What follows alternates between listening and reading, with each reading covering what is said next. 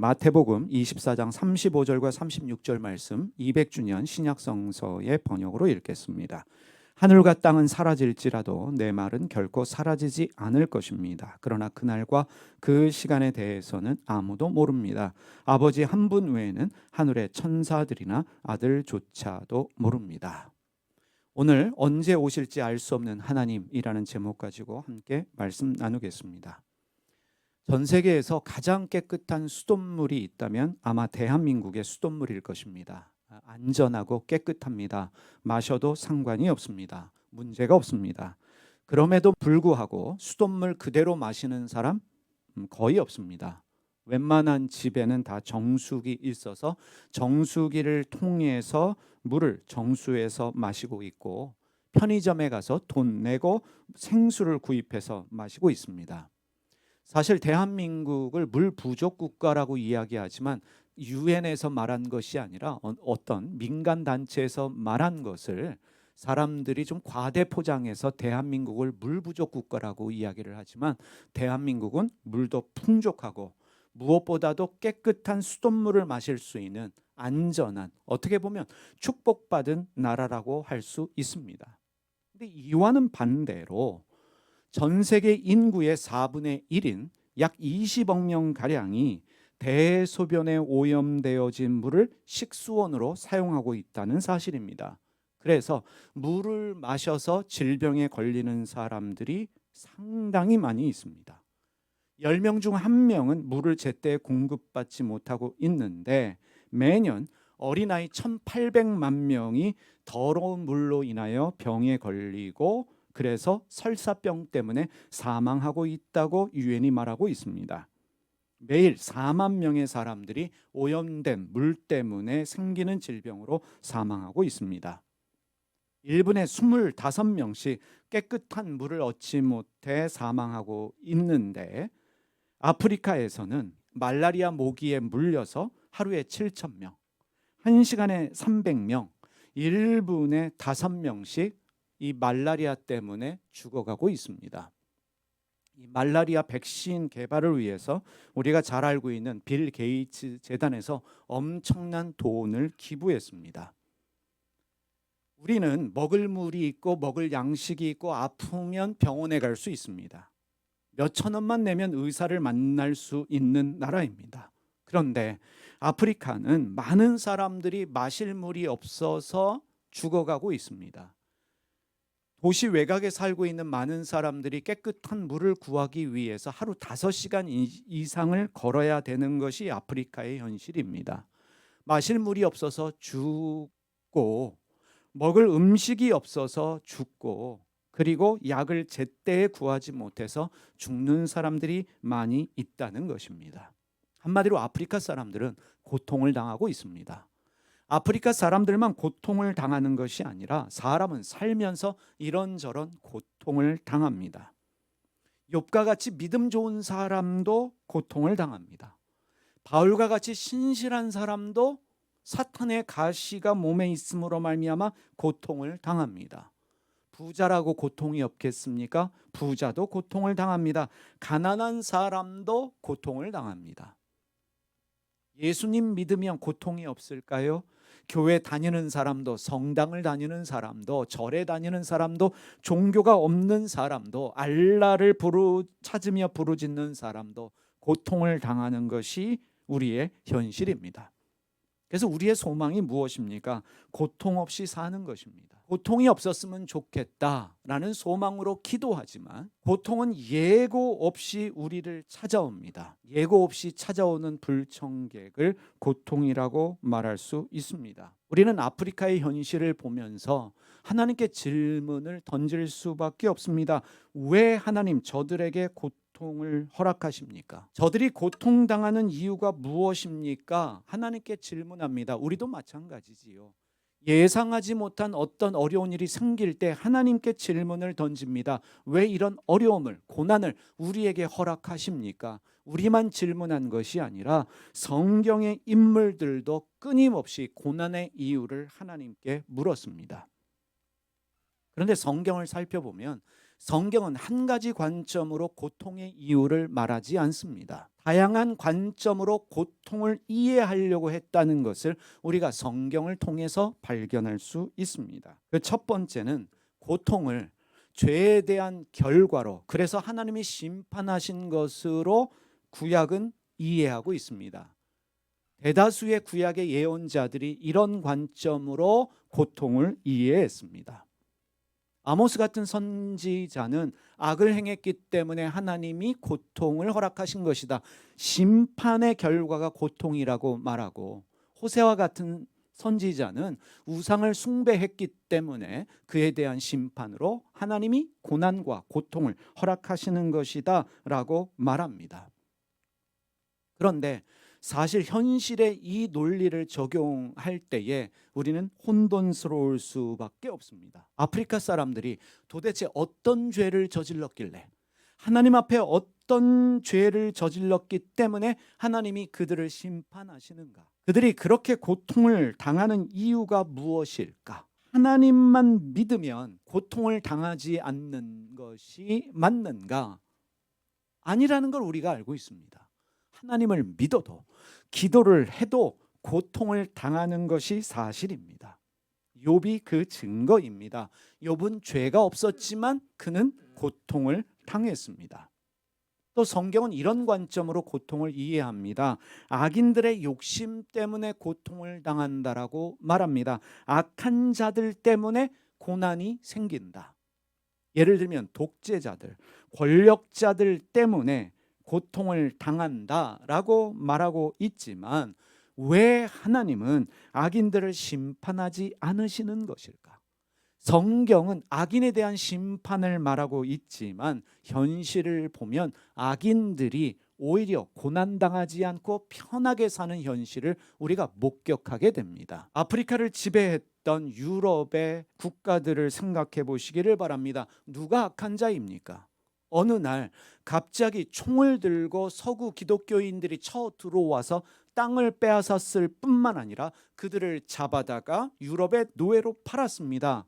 어느 날 갑자기 고난을 당한 사람들은 아프리카 사람들이고, 악을 행한 사람들은 서구 기독교 국가였습니다. 그래서 하나님이 그들을 심판하셨습니까? 지금도 여전히 고통당하고 있는 사람들은 아프리카 사람들이고, 서구 기독교 국가들은 여전히 풍성하게 모든 것들을 누리며 남들 보기에 잘 먹고 잘 살고 있다는 현실입니다. 성경은 또 이렇게 고난을 이해합니다. 하나님께서 어떤 특별한 목적을 가지고 어떤 사람들에게 고통을 허락하시고, 그 고통을 통해 사람을 다루실 뿐만 아니라 새로운 길로 인도하신다. 그 대표적 사람이 야곱입니다. 그리고 요셉입니다.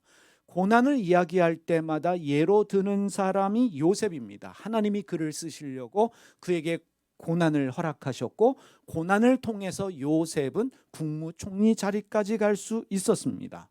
그렇다면 하나님께서 어떠한 목적을 가지고 아프리카의 사람들에게 고난을 하시는가? 먹을 물도 없고, 먹을 음식도 없고, 약도 없고, 말라리아에 걸려서 죽게 만드시는 이유가 무엇일까? 그들에게 허락하시는 고통을 통해서 하나님은 무엇을 하고자 하시는가? 우리는 질문할 수밖에 없습니다. 그리고 분명한 것은 하나님이 고통당하는 모든 사람들을 야곱과 같이, 요셉과 같이 쓰시는 것은 아니라는 것입니다. 우리가 묵상을 하면서 고난당할 때, 그래, 하나님이 요셉과 같이 쓰실 거야, 그래서 여러분 모두가 이집트의 국무총리가 되겠습니까? 고난이 고난으로 끝나는 사람도 많이 있습니다.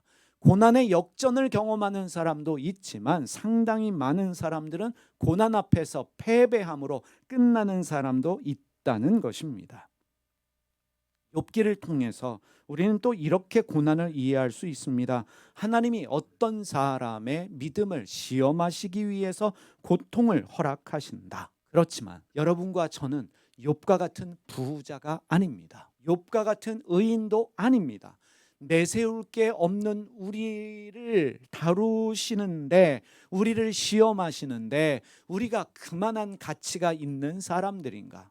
아프리카 사람들, 그들이 욥과 같은 사람들일까요? 욥과 같은 믿음이 있었고 욥과 같은 의가 있었고 욥과 같은 부가 있을까? 없습니다. 그래서 전도서는 이렇게 말합니다. 착하게 살지만 고통당하는 사람도 많고 악하게 살지만 잘 먹고 행복하게 사는 사람도 많다. 고통은 이해할 수 없는 불가사의한 것이다. 신비한 것이다. 전도서가 말하고 있습니다. 이스라엘 사람들은 하나님이 우리를 선택하셨다 라고 믿는 사람들입니다. 선민의식이 있습니다. 하나님의 도우심으로 이집트의 종살이에서 탈출해서 가나안 땅을 차지했고 하나님의 은혜로 나라를 세웠습니다. 하나님께서 허락하신 그 이스라엘이 솔로몬 이후에 남북으로 갈리어졌습니다. 남유다와 북이스라엘로 갈리어졌습니다. 북이스라엘은 기원전 722년에 아시리아에 의해서 멸망하고 남유다는 기원전 586년에 바벨론에 의해서 멸망했습니다. 이때 등장한 선지자들이 이사야, 예레미야, 아모스, 호세와 같은 선지자들입니다. 이 예언자들이 왜 망한 줄 아느냐? 하나님 앞에 범죄했기 때문이다. 하나님 앞에 순종하지 않았기 때문에, 악을 행했기 때문에, 우상 숭배했기 때문에 망한 것이다. 그래서 회개하고 돌아오면 하나님이 다시 회복시켜 주실 것이다 말했습니다.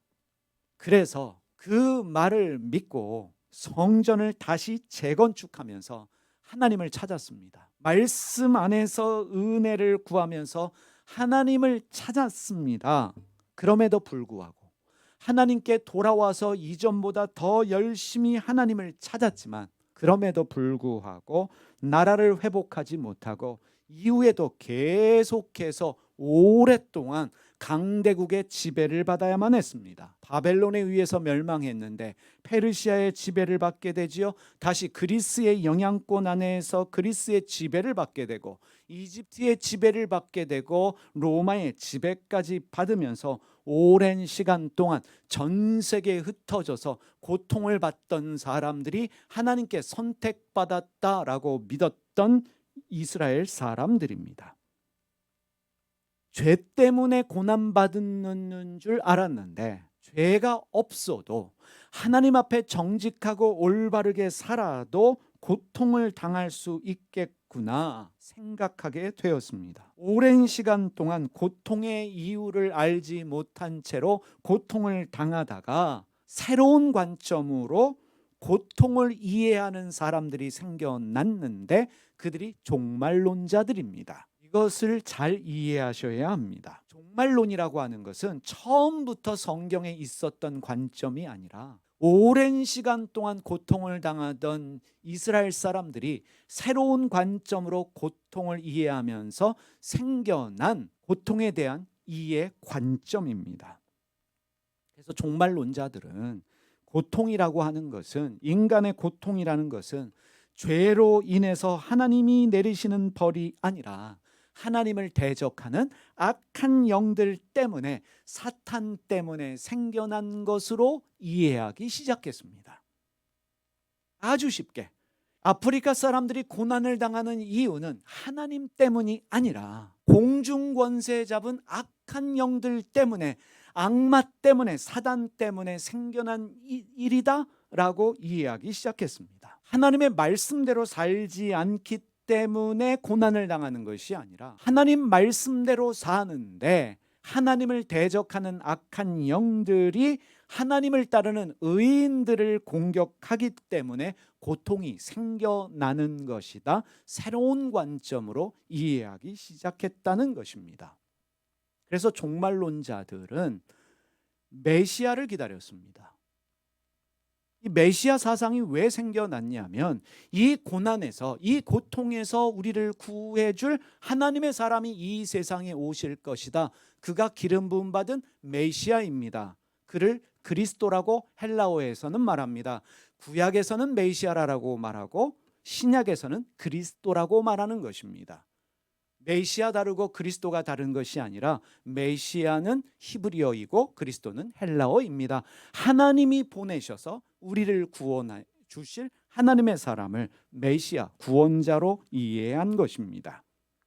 메시아가 이 세상에 와서 하는 일이 하나님 나라를 이 땅에 세우는 것입니다. 하나님의 통치로 말미암아 의인들은 고통에서 해방되어지고 구원받아서 영원한 행복과 생명을 누리게 된다라고 종말론자들이 믿었던 것입니다. 현실은 악으로 인한 고통이지만 메시아가 오시면, 그리스도가 오셔서 하나님 나라를 세워주시면 그때부터는 영원한 행복과 영원한 생명이 보장되어진다. 거기는 기근도 없고 질병도 없고 슬픔도 없고 영원한 행복만이 있을 것이다. 이러한 종말론적 관점으로 고통에 대해 말하고 있는 성경이 다니엘입니다. 구약 성서의 다니엘서에 이 종말론적 관점이 등장한 것입니다. 다니엘 7장 25절과 26절 말씀 세 번역으로 읽어보겠습니다. 그가 가장 높으신 분께 대항하며 말하며 가장 높으신 분의 성도들을 괴롭히며 정해진 때와 법을 바꾸려고 할 것이다. 성도들은 한 때와 두 때와 반 때까지 그의 권세 아래에 놓일 것이다. 그러나 심판이 내려서 그는 권세를 빼앗기고 멸망하여 없어질 것이다. 다니엘서는 하나님을 대적하는 이 세상의 악한 세력, 짐승에 의해서 고통을 당하는 것이다 말하면서 때가 되면 하나님이 그들을 심판하셔서 그들의 권세를 빼앗을 것이고 그들은 완전히 멸망할 것이다 말하고 있습니다. 악으로 인하여 고통을 당하는데 때가 되면 하나님이 그 악한 영들과 악한 자들을 심판하셔서 영원한 지옥불에 던지시고 의인들은 영원한 하나님 나라에 살게 할 것이다. 그 관점이 이제 사람들 안에 생겨난 것입니다. 이것이 종말론이 시작된 계기였습니다. 이 종말론의 교리적 특징이 있습니다. 첫 번째는 이원론입니다. 이원론이라고 하는 것은 이 세상에는 선과 악 두 개의 싸움이에요. 선이 있고 악이 있는데 이 선과 악이 싸운다. 그래서 이 세상을 영적 전쟁으로 이해하는데 그 영적 전쟁이 뭐예요? 하나님의 선과 사탄, 악마의 악이 대립하는 것으로 세상을 이해합니다. 선을 주관하시는 분은 하나님이시고 악을 주관하는 것은 사탄이다. 왜 사람들이 고통을 당하는가? 왜 전쟁이 생기는가? 왜 사람들이 우상 숭배하는가? 사탄 때문이에요. 사탄의 유혹에 넘어가기 때문에, 사탄이 사람들을 괴롭히기 때문에 이 세상 사람들이 고통을 당한다. 그러면서 이 종말론이 가지는 교리는 무엇이냐면 사탄이 심판을 받기 전까지는 세상의 악은 사라지지 않는다라고 믿는 것입니다. 참고로요, 이 종말론이 등장하기 전까지 사탄은 성경에서 나쁜 존재가 아니었습니다. 욥기에만 보더라도 사탄은 하나님 앞에 가서 말할 수 있는 하늘의 존재였습니다. 천상의 존재였어요. 사탄은 나쁜 존재가 아니었는데 자기 의견을 말하면서 하나님 심부름하는 존재였는데 이 종말론이 생기면서 악한 존재의 대표 주자가 사탄이 되어진 것입니다. 그래서 성경을 제대로 읽는 사람들은 구약 성서를 읽다 보면 사탄이 나쁘지를 않아요. 사탄이 없어요 라고 말하시는 분들이 있습니다. 바로 이런 이유 때문입니다. 또 한 가지 종말론의 교리적 특징은 무엇이냐면 비관론입니다. 종말론은 시간을 현재와 미래로 구분하는데 현재는 악이 지배하는, 사탄이 지배하는 현재입니다. 그래서 현재는 기근도 있고 슬픔도 있고 질병도 있고 고난도 있습니다. 그런데 이 세계가 미래가 되면 영원한 생명으로, 영원한 구원으로 바뀌게 됩니다. 메시아가 오기 전까지 현재의 시간은 어둠의 권세가 지배하고 있기 때문에 가난도 기근도 전쟁도 끊이지 않습니다. 그러면서 믿는 것이 무엇이냐면 우리는 절대로 이 악한 세상을 바꿀 수 없다라고 믿습니다. 이 악은 하나님이 메시아를 보내셔서 심판하셔야만 사라집니다. 앞으로 다가올 미래 세계에 고통이 없기 때문에 사람들이 기대하는 것은 다가올 하나님의 나라, 악이 심판받는 미래입니다. 그래서 이런 비관론이 있는 거예요. 주님이 다시 오시기 전까지, 하나님의 심판이 있기 전까지는 악은 사라지지 않을 것이고, 악한 자가 심판의 때를 알고 있기 때문에 마지막 때가 다가오면 다가올수록 악은 더 악하여질 것이다, 이렇게 믿는 것입니다. 종말론이 가지는 또 하나의 관점은 심판의 날과 하나님의 나라입니다. 미래에 하나님의 때가 되면 하나님이 메시아를 보내셔서 악을 심판하시고 하나님의 나라를 세우십니다. 그러면 하나님 나라가 이 땅에 세워지면 모든 하나님 편에 섰던, 선을 행했던 의인들은 구원받아서 영원한 생명을 누리게 되는데, 거기에는 눈물도 없고 슬픔도 없고 죽음도 없습니다. 반면에 악한 영들과 악한 영들 편에 섰던 악한 자들은 영원한 지옥불에 던져져서 영원한 고통을 당하게 되는데, 여기서 중요한 것이 있습니다. 종말론의 관점이 생기면서 생겨난 또 하나의 특징이 뭐냐면, 죽은 자들도 부활하여 심판받는다는 것이 성경 안에 생겨나기 시작했습니다. 구약시대의 사람은 죽으면 어딘가에 간다, 그게 수월이었어요. 우리말로 하면 저승에 간다. 천국과 지옥의 개념이 아니라 죽으면 가는 데가 있겠지 정도였는데, 이 종말론적 관점이 생기면서 영원한 천국과 지옥에 대한 이해를 가지게 되었고, 뿐만 아니라 죽어서 끝이 아니라 하나님의 나라가 이 땅에 임하면 죽은 자들도 부활해서, 육체로 부활해서 영원한 심판을 받게 된다라는 관점을 가지게 되었습니다. 참고로 구약에는 천국, 지옥, 부활의 사상이 없었습니다. 종말론을 처음 언급하고 있는 다니엘서에 이러한 사상들이 들어오기 시작합니다. 다니엘 12장 1절과 2절 말씀, 지금까지 제가 한 이야기를 가지시고 한번 읽으시면서 이해해 보시기 바랍니다. 그때 너의 백성을 지키는 위대한 천사장 미가엘이 나타날 것이다. 그리고 나라가 생긴 뒤로 그때까지 없던 어려운 때가 올 것이다. 그러나 그때에 그 책에 기록된 너의 백성은 모두 피하게 될 것이다. 그리고 땅속 티끌 가운데서 잠자는 사람 가운데서도 많은 사람이 깨어날 것이다. 그들 가운데서 어떤 사람은 영원한 생명을 얻을 것이며, 또 어떤 사람은 수치와 함께 영원히 모욕을 받을 것이다. 고통에 대한 새로운 관점, 종말론적 관점으로 이해하면서 사람들은 천국과 이 지옥을 이해하게 되었고, 죽은 자도 부활해서 심판받아 영원한 천국과 지옥으로 간다는 새로운 교리적 이해를 가지게 되었습니다.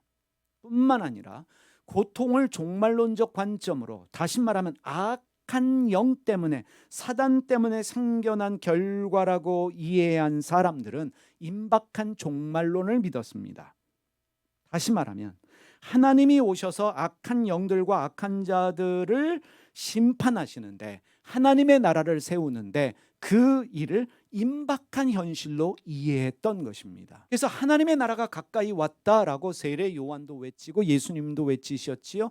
하나님의 나라는 곧 임할 나라로 사람들이 이해하고 있었기 때문에 그렇습니다. 하나님 나라는 가까이 있다라는 이 이야기는 곧 하나님이 메시아 그리스도를 보내셔서 세상을 심판하셔서 영원한 하나님의 나라를 이 땅에 세워주실 것이다, 그 때를 임박한 현실로 이해했던 것입니다. 여기서 중요한 것이 있습니다. 종말론이라고 하는 것은요, 맹목적 종교적 확신이 아니라 인간 고통에 대한 고민에서 생겨난 것이라는 것입니다. 왜 사람들이 임박한 종말론을 믿었느냐?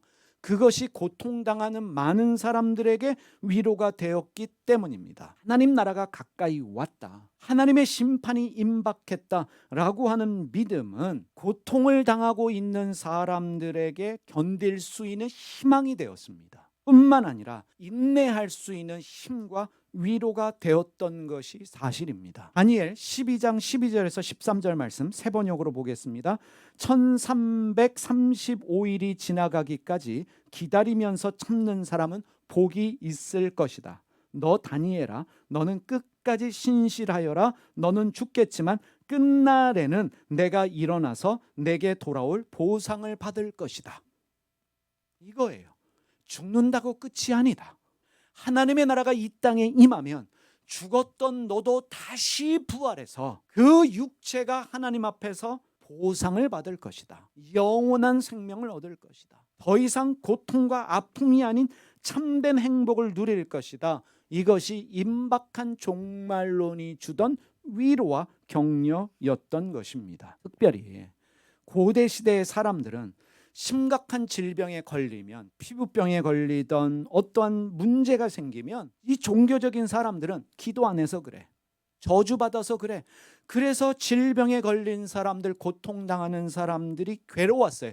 왜냐하면 나는 신에게 저주받았다라고 사람들이 여길 뿐만 아니라 그렇게 편견을 가지고 차별하고 있었기 때문에 고난당하는 사람들은 마음이, 그리고 현실이 어려웠습니다. 질병을, 가난을, 고통을, 전쟁을 그런 식으로 이해했습니다. 종교적 열심을 가지고 회개하면, 하나님을 찾으면 고난의 문제가 해결된다라고 믿어서 열심히 종교 생활을 했는데, 그럼에도 불구하고 해결되지 않는 문제 앞에서 이들은 악의 영 때문에, 악한 영 때문에 이런 일이 생기는 것이구나, 그렇다면 내가 이 고통에 대하여 인내해야지 라고 사람들이 이 종말론을 통해서 이해하고 뿐만 아니라 위로를 받고 격려를 받았습니다. 악한 영 때문에 생긴 문제구나, 고통과 싸우면서 인내하려고 했고, 내가 악에게 질 수 없다라는 마음으로 고난과 싸워가기 시작했습니다. 육체의 부활을 주신다는데, 그래서 영원한 생명을 주신다는데, 그래서 그 영원한 생명을 얻기 위해 하나님 뜻대로 살려고 부단히 애를 쓰게 했던 것이 바로 종말론 사상이었던 것입니다. 힘들고 어려워도 하나님 나라는 곧 오는 거예요. 곧 오셔서 세상을 심판하실 것이기 때문에 나에게 필요한 것은 무엇이냐? 믿고 기다리면 되는 것입니다. 그런데 예수님이 하나님 나라가 언제 올지 모른다라고 말씀해 버리셨어요. 마태복음 24장 35절과 36절 200주년 신약성서입니다. 하늘과 땅은 사라질지라도 내 말은 결코 사라지지 않을 것입니다. 그러나 그날과 그 시간에 대해서는 아무도 모릅니다. 사람들은 임박한 하나님의 나라를 믿었어요. 이제 악이 심판받고 악한 영들이 심판받고 다 지옥불에 던져질 것이다. 이 로마의 압제로부터 우리를 구원하여 줄, 그래서 우리에게 하나님 나라를 던져줄 메시아가, 그리스도가 오신다라고 믿으면서 이 말 하나님의 나라를 기다리고 있는데, 예수님께서 그날과 그 시간은 아무도 모른다. 아버지 한 분 외에는 하늘의 천사들도 나조차도 모른다라고 말씀하셨습니다. 여러분, 성경을 제대로 읽는 분들이라면요, 예수님도 모르는 주님의 재림을 한국 사람들이 안다는 것 참 놀랍지 않습니까? 근데 한국 사람들이 참 순진해. 그걸 또 믿어요. 정명석을 믿고요. 정명석이 영어 이니셜을 써서 믿는 건지, JMS, 지저스 모닝스타, 얼굴이나 잘생겼으면 모르겠는데 얼굴도 영 아니올시다인데 그를 메시아로 구세주로 믿고 있는 사람들을 보십시오. 성경 한 구절만 제대로 읽어도 예수님도 모르는 그 하나님 나라의 오심을 어찌 우리가 알 수 있겠습니까? 예수님이 나도 모른다고 하신 거예요. 언제 그 나라가 임할지, 그 날과 그 시간에 대해서는 아무도 모른다. 왜 이런 말씀을 하고 계시는가? 이유가 있습니다.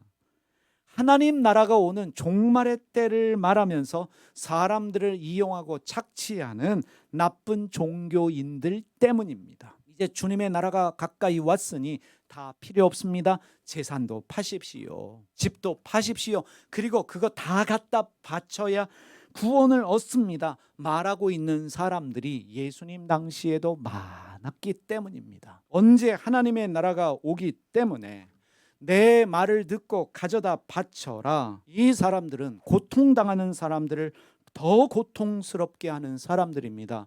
그들에 대한 경고의 말씀으로 우리가 이해할 수 있습니다.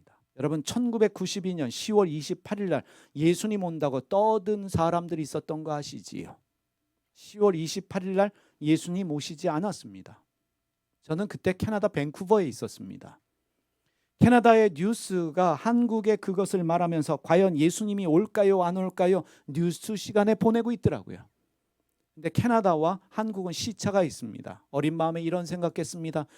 예수님이 한국에 먼저 오시니까 한국에 오시는 거 보고 회개해도 늦지는 않겠다. 그 방송 이후에 12시 땡 쳤음에도 불구하고 아무 일도 생기지 않았을 때 그 사람들의 허탈한 모습 여러분들 보셨습니까? 아직도 생생히 기억합니다. 검찰이 그렇게 말했던 사람들 집을 수색했는데 사람들에게 받아낸 엄청난 돈이 현찰 더미가 침대 밑에서 나오는 것을 뉴스에서 말했습니다. 다른 사람들에게는 임박한 종말을 이야기하면서 헌금을 강요했던 그들은 왜 현금을 보유하고 있었을까요? 여러분 종말로는 고난당하는 사람들을 향한 하나님의 위로입니다. 언제일지 모르지만 반드시 내가 악을 심판할 것이고 너에게 영원한 생명과 행복을 줄 날이 올 것이다. 그 소망을 가지고 오늘을 견디라는 말씀입니다. 그래서 저는 예수님의 말씀을 이렇게 해석합니다. 너의 힘들고 고통스러운 문제 언제 어떻게 해결될지 알 수는 없다. 아무도 모른다. 그렇다고 점쟁이 말, 용한 무당의 말 듣고 해결하려고 하지 말고 알 수 없는 그때에 하나님이 해결해 주실 것이기 때문에 지금까지 잘 견딘 것처럼 조금만 더 견뎌라. 언제일지 모르지만 반드시 하나님이 너를 도우실 때가 있을 것이며 그 고난도 그 어려움도 지나갈 때가 있을 것이다. 그런데 그 일은 하나님만이 아신다. 라고 말씀하신 것입니다. 기도하겠습니다. 살아계신 하나님 아버지, 오늘 우리가 이 고난에 대해 이해하면서 고난을 이해하려고 했던 이 종말론의 관점을 살펴보았습니다. 고난이 어디서 생기는지 우리는 여전히 알지 못합니다.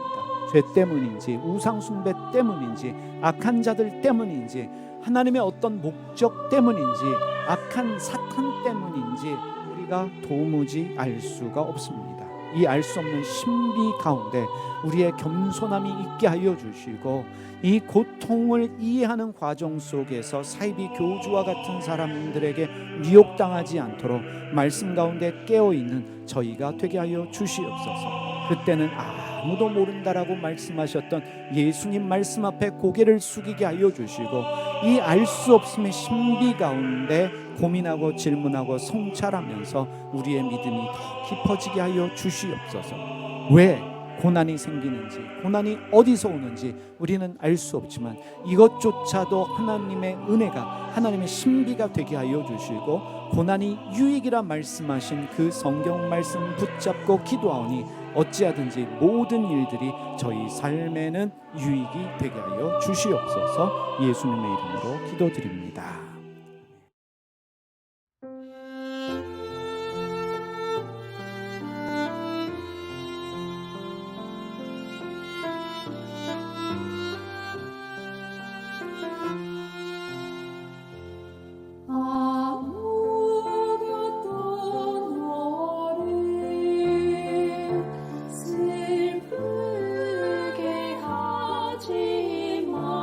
말며 아무